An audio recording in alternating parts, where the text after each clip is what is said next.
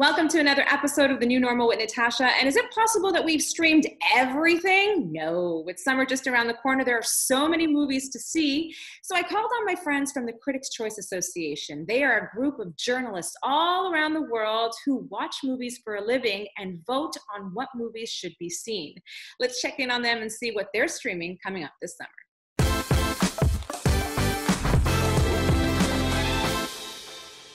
So just to give you guys an introduction, we have Andrew Freund, a TV entertainment host out of LA and works for Dish Nation. We have Teri Hart, who is an entertainment reporter and producer in Canada. Bonnie Laufer, who works for Sirius XM and CH Morning Live. And Shawn Edwards from Kansas City Fox News, who's on the board of the Critics' Choice Association and also works for Hidden Empire Film Group. Hi guys, thanks for joining What's me. up? Oh, hey, good to be here. Hello. Okay, so what have you guys been streaming that you feel hasn't gotten enough love during this time? Outer Banks. Outer Banks is fantastic. Outer Banks is a show you can watch with the family. This has been the challenge for me recommending things because so much that's on streaming is really specifically adult content only. And people are home with their families and their kids and they want to watch something. And I love the fact that my 14-year-old nephew turned me on to this. This is the weirdest mashup ever. It's like Scooby-Doo meets Miami Vice. A little bit of sex, a little bit of violence, but nothing that's going to make anybody uncomfortable, I don't think. Okay, Bonnie? Well, one documentary, of course, everybody has to see is Becoming. It's the behind the scenes of Michelle Obama's book tour. It is just so inspiring. And another thing that I really want to recommend is a series called Normal People. This show is so fantastic that I honestly, these two kids, it's about young love and the ups and downs of young love and miscommunication. And there's very explicit sex, but honestly, you guys all agree on that one. We like the explicit sex streaming services provided for us. Love it. We need more of it. We need more. Good. Shawn, you're quiet. What do you think? And what's the best thing you've streamed so far? I'm into intelligent, smart stuff. One of the things that I really enjoyed during the pandemic thus far is Mrs. America, which deals with the whole ERA movement in the early 1970s. It's smart, it's intelligent, great writing, terrific acting. Cate Blanchett is terrific. And they also had 2 episodes that were dedicated to Shirley Chisholm, who actually was the first woman to officially run for president of the United States, and she just happened to be African-American. Yeah, I agree with you. It's such a great show, so compelling. I think Rose Byrne as Gloria Steinem, I have to do double takes every time I look at her. It's the best role she's wow, ever had. It's amazing. It's amazing. Right.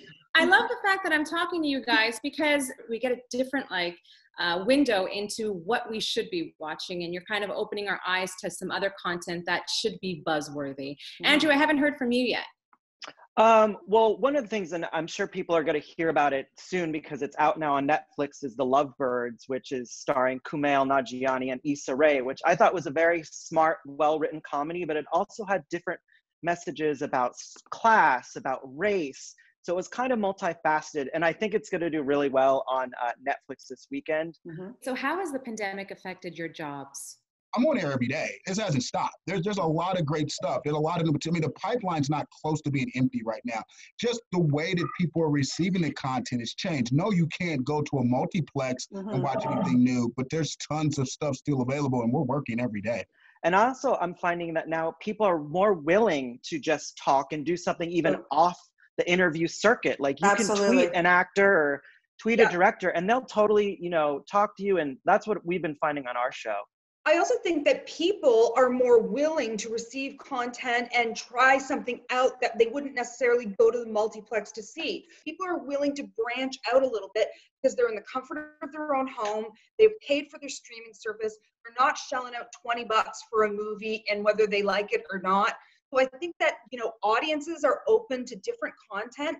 We're allowed, and they're kind of hungry for us to guide them in a way for things that they might not normally be turned on to. So I feel like our jobs as entertainment reporters and journalists is kind of the shackles have been, ripped off, and we can go try this out, try that out, and go back in time for movies that maybe people didn't see or they didn't catch fire, and we are still fans of, and we can remind people that they're still there for them to see. Okay, so now that we're watching all of this content, and now that we've found a way to pivot on how we deliver and how we create content, what are you looking forward to getting back to, and what are some things that perhaps you don't feel we need to go back to regarding your jobs?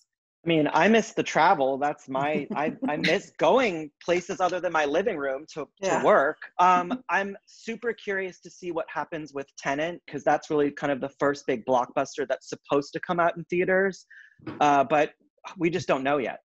Off of that, what do you think is the biggest setback that this industry is going to face? Lack of production.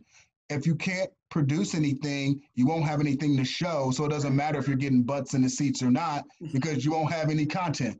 That's gonna. But ultimately, if people don't want to go, if people don't feel safe going to a movie theater, it doesn't matter if there are movies being made or not. No, you can stream them. But I think that for the industry, the theatrical model is over, or it's getting closer to being over. Yeah. And the challenge, for that part of the industry, is, are people ever going to feel safe again?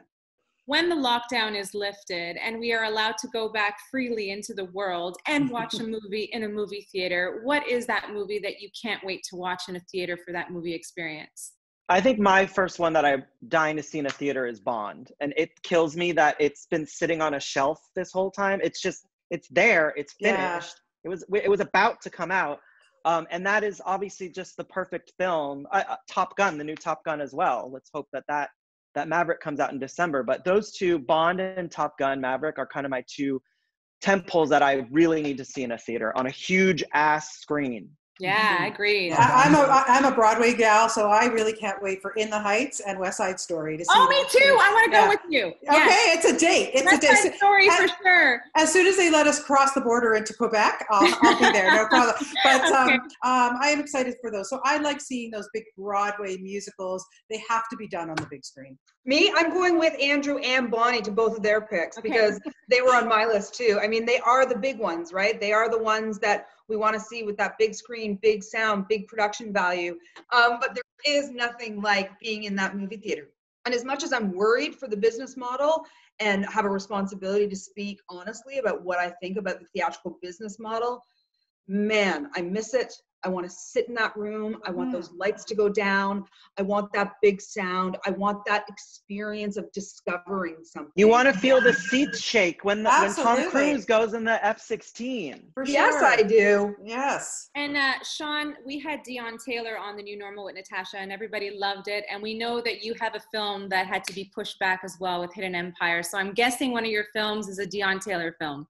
No, it's definitely Fatale, starring two-time Academy Award winner Hilary Swank. Man, that film's got to open on October 30th, or I ain't eating. I gotta eat. I'll send you a care package, Shawn. It directly impacts my household. I got kids in college. I need food in the fridge. I gotta eat. Thanks, guys. I miss you lots, and send you. Thank you. That was a lot of fun. That was fun. Everybody. There's never a dull moment when you put a bunch of critics together, right? I love all of their views, and I know you love them too. I think I'm going to call them back in about a month just to see how the industry has changed. Thanks for joining The New Normal. See you next time.